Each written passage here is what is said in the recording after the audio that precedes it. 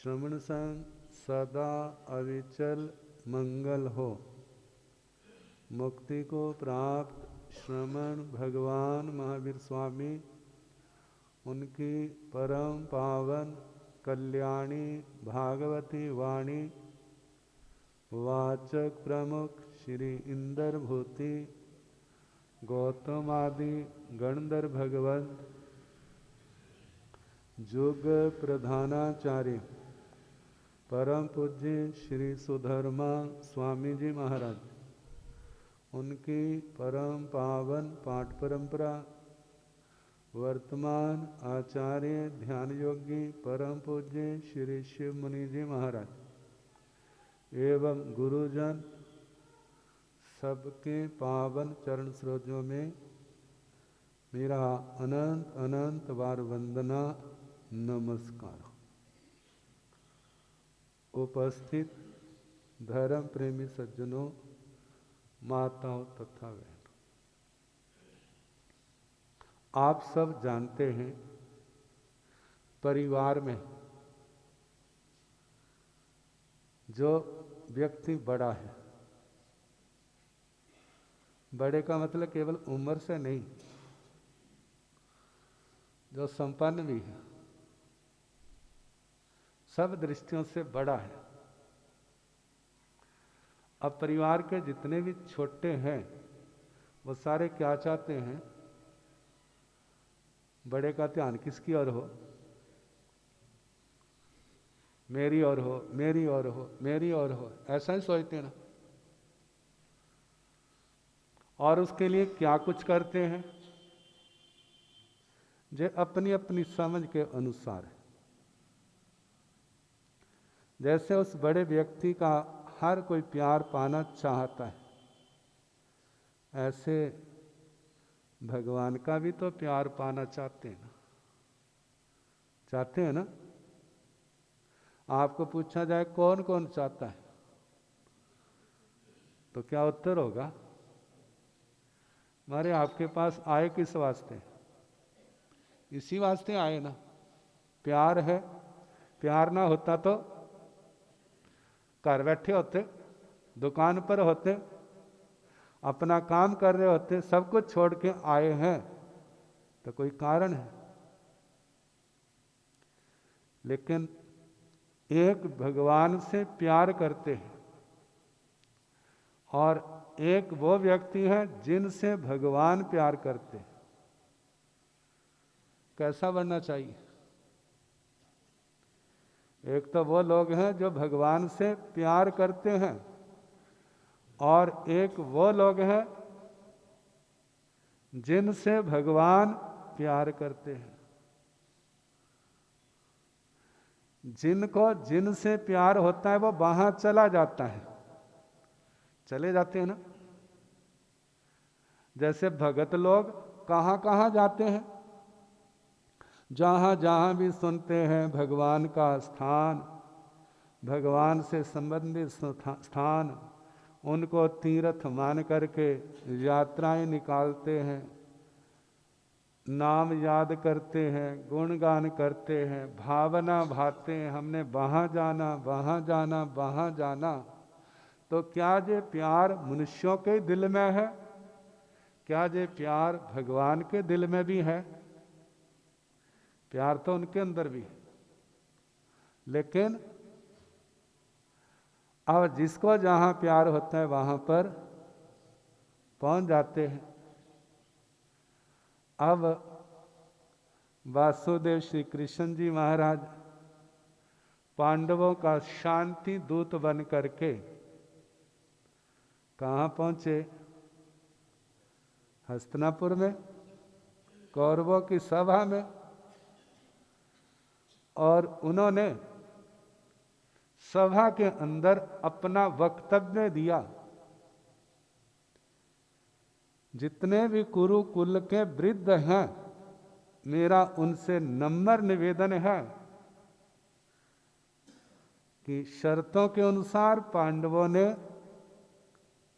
वनवास काट लिया, अब राज्य के अधिकारी हैं, उनको राज्य दिया जाए।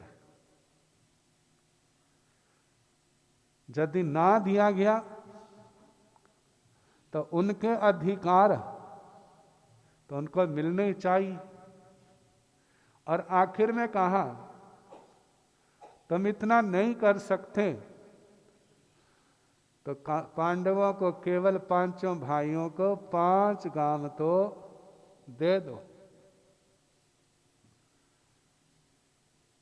आपके हाथ में। क्या उत्तर आया? युद्ध के बिना सोई का अग्रभाग भी हम नहीं देंगे। ठीक है, क्योंकि जब व्यक्ति समर्थ होता है ना, चलती तो उसी की है, जो समर्थ नहीं है उसकी नहीं चलती। जब वहां से निकले तो कहा जाता है दुर्योधन ने निवेदन किया, जैसा रिश्ता पांडवों के साथ आपका हमारे साथ भी तो है, तो आप भोजन तो कर लो। कहते किस खुशी में भोजन किया जाए, किस खुशी में भोजन किया जाए। मैं जहां से प्रसन्न होके नहीं, विषाद लेके जा रहा हूं, प्रसाद नहीं, क्या लेके? विषाद। कि देखो कुरुकुल विनाश की ओर बढ़ रहा है और हम जहां पर कुछ भी नहीं कर सके। देखा जाए तो उस समय की बड़ी बड़ी हस्तियां वही तो थी। वासुदेव जी थे, भीष्म पितामह, देवव्रत जी थे, द्रोणाचार्य भी थे, कितना कुछ था। लेकिन अब दुर्योधन का भोजन छोड़ के कहां पहुंच गए? विदुर जी के। तो घर देखा विदुर जी तो है नहीं। तो जो कथाएं प्रसिद्ध हैं, घर में केले आए थे, अब वो माधव जी आ रहे हैं, इनकी सेवा करनी है। देखा और तो कुछ नहीं दिखाई दिया, केले दिखाई दिए। और जब केले के छिलके उतार रही है, रखने तो थे एक और अंदर का भाग देना था माधव जी को, लेकिन क्या कर गई? छिलके तो माधव जी के मुंह में डाल रही है और अंदर का हिस्सा अपने मुंह में डाल रही है। तो वहां पर किस कारण से गए थे? प्यार के कारण। अब थोड़ी देर बाद जब विदुर जी आए तो उन्होंने जो दृश्य देखा तो गुस्से से लाल पीले हो गए। अरे भगवान, क्या कर रही हैं? कहते माधव जी को केले खिला रही हूं। क्या खिला रही हूं? कहते खिला रही है या खा रही है? क्या कर रही है? छिलके उनको खिला रही और अंदर का हिस्सा। और जब उसका तंद्रा टूटी, ध्यान टूटा, एहसास हुआ, ओहो ये क्या हुआ? और माधव जी कहने लगे, विदुर जी आपने रस में भंग डाल दिया। जैसे आप लोगों ने जब बच्चे उंगलियां मारे होते हैं, टाइपिंग करते हैं किसके ऊपर, और आप उसको टोक देते हैं, तो बच्चे की क्या दशा होती है भला? उस समय माँ बाप कैसे लगते हैं? राहु केतु से कम तो नहीं लगते। अवस्था ही ऐसी है। बाल अवस्था इसलिए कहा ना। तो कहने का मतलब, एक वो लोग जिनसे भगवान प्यार करते, तो भगवान प्यार किनसे करते हैं? देखने वाली बात है। बिना बुलाए आ जाएंगे। विदुर की पत्नी ने बुलाया नहीं था, स्वयं आ गए। कहा केवल प्यार का कारण जय नहीं है कि उसका नाम लो, बार बार रटो, बार बार रटो, बार बार रटो। इस नाम से भी बढ़ करके है व्यक्ति का सदाचार। व्यक्ति का क्या हो? सदाचार। सदाचार का मतलब केवल इतना नहीं है, ब्रह्मचर्य, पतिव्रत, पत्नीव्रत, केवल इतना ही नहीं है। ये तो मूल है, लेकिन इसके साथ और भी बहुत कुछ है। दिल में दया भावना हो। कैसी भावना होनी चाहिए? दया भावना। आप रोटी खाने लगे हैं, आजकल तो होते कमरे के बंद हैं, पुराने ज़माने में खुले होते थे। तो पास में कोई कुत्ता आ गया और उसको रोटी देने वाला तो नहीं है, वो देख रहा टुकर टुकर। आपके मन में दया है तो एक गिलास, एक रोटी उसको भी क्या कर दोगे? डाल दोगे। मानो कोई गाय आ गई तो उसको भी क्या कर दोगे? क्या कुत्ता या गाय आएंगे तो उन्हीं को देंगे? कोई और आ जाए तो, कोई पशु पक्षी आ जाए तो भूख तो उनको भी है ना, उनको भी डाल देंगे। मानना कोई दूसरा इंसान आ गया तो उसको भी निमंत्रण देंगे कि आप भोजन कर लो। ये क्या है? एक अच्छे व्यक्ति के लक्षण है। दिल में दया भावना है तो ये होगा, अन्यथा नहीं। जो अपना आ गया है उसको दे रहे हैं, वो तो आपका मोह है, वह तो आपका स्नेह है, वहां पर रिश्ता है। अरे यदि ना किया तो मैं इनके जाऊंगा तो मेरा भी नहीं होगा। लेकिन जिसका कोई नहीं, वहां पता चलता है मन में कितनी दया भावना है। कहते ज्यादा नहीं, अपने में से कुछ अंश निकाल के दे दो, कोई फर्क नहीं पड़ेगा। जे थोड़ा सा ही कितना बड़ा काम कर जाएगा। कितनी बार सुनते हैं ना, एक बाबा नदी में स्नान कर रहा था, लंगोटी पहनी थी, पानी की लहर आई और उसको ले गई और वो पानी में ही खड़ा है। एक बहन सैर कर रही होगी, नदी के किनारे से निकल गई, कोई बाबा स्नान कर रहा है। जब काफी देर बाद वह मुड़ के आई तो उसने क्या देखा? बाबा वही खड़ा। कहते बाबा जी, आपका मुंह नदी की ओर होता तो मेरा सोचना कुछ और होता, लेकिन आपका मुंह किनारे की ओर है। जब मैं आई थी तब भी ऐसे खड़े थे, अब आई हूं तो तब भी वैसे खड़े हैं, क्या बात है? उसने कहा कि बेटा, मेरे पास एक ही कपड़ा था, वो पानी में बह गया, अब मैं बाहर कैसे आऊं?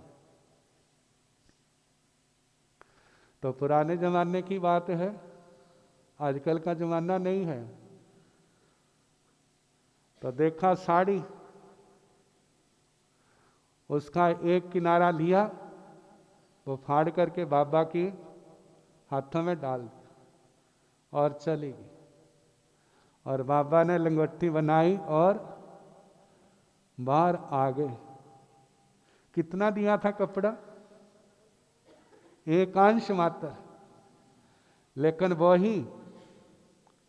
वो बहन कौन थी? द्रौपदी।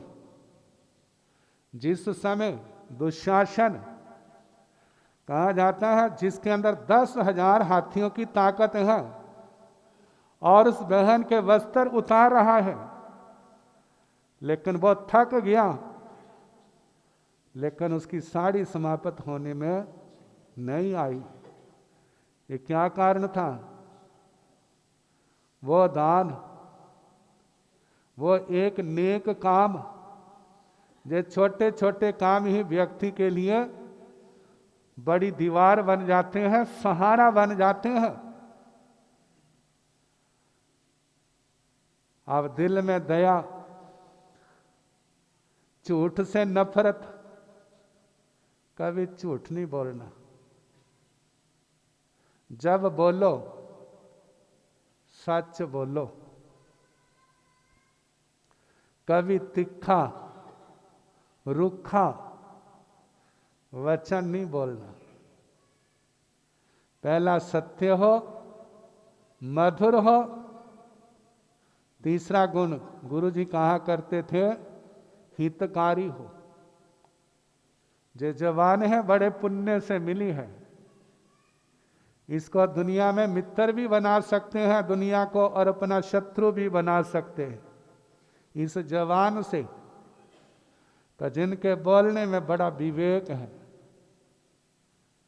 कभी किसी के अधिकार का हनन नहीं करते, सदाचारी हैं, जो मिला उसमें खुश हैं। आगे गुस्सा है, अहंकार है, छल कपट है, लोभ है, इन सब के ऊपर जिन्होंने अंकुश रखा हुआ, बड़े शांति प्रिय। भगवान चाहे हमारे पास ना आए, अपने स्थान पर बैठे बहुत कुछ देखते हैं। जब नजर पड़ती है, अंदर से एक आवाज आती है, जो व्यक्ति कैसा है, अच्छा है, यही नजर पड़ती है ना, उसको प्रमाण पत्र मिल गया। इससे ज्यादा और तो नहीं जरूरत।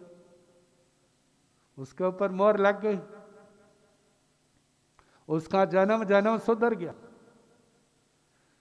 और जब दूसरी प्रकृति के लोग हैं, नजर तो वहां भी पड़ती है। फिर उनके लिए क्या होता है, जो लोग किस्मत के मारे हुए। किसके मारे हुए हैं? किस्मत। किस्मत अच्छी भी होती है और बुरी भी होती है। तो कौन की किस्मत के मारे हुए हैं? दुर्भाग्य के। कितना अच्छा हो, इनको भी समझ आए और अच्छे रास्ते पर चले, जय भी दुनिया का वरदान बन जाए। बस हमें क्या बनना है? दुनिया का वरदान बनना। बड़े सौभाग्य से मनुष्य जन्म मिला है, इसको सुधारना है। सेवा से, जप से, तप से, धर्म साधना से, सत्संग से। सत्संग तो माध्यम है ताकि हमारे संस्कार अच्छे बने रहे, हम कभी गलत रास्ते पर ना जाएं। इसलिए कहा जाता है सत्संग सुनो, धर्म के मार्ग पर चलो, दुर्गतियों से बच जाओगे, दुखों से बच जाओगे, तुम्हारे भाग्य में शांति के क्षण आ जाएंगे। यदि हम अच्छे हैं तो भगवान चाहे हमारे पास ना हो, लेकिन हम भगवान के पास हैं, वो हमारे पास हैं, हमारे से दूर नहीं होंगे, उनका प्यार भी मिलेगा। और यदि हमने इन बातों का ध्यान ना रखा तो उनके पास रहते हुए भी अच्छे नहीं होंगे। तो अब इसके आगे कल जैसे अवसर होगा सुनाने का प्रयास किया जाएगा। इन्हीं शब्दों के साथ ओम।